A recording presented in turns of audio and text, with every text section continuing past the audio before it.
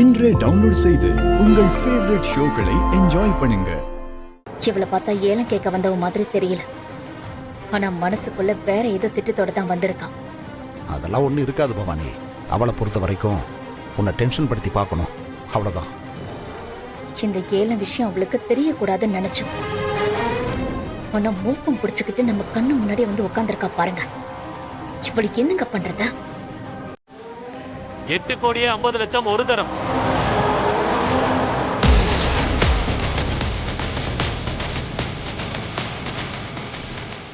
எட்டு கோடியே 50 லட்சத்தி ரூபாய். 8 கோடியே 50 லட்சத்தி ரூபாய்.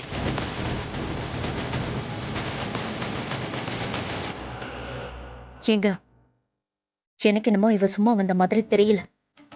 இவன் நடந்துக்கிறதெல்லாம் பார்த்தா எனக்கு சந்தேகமா இருக்கு. கண்டிப்பா ஏதோ ஒரு பிளானோட தான் நம்ம முன்னாடி இவ்வளவு தைரியமா வந்து உட்கார்ந்துருக்கான்.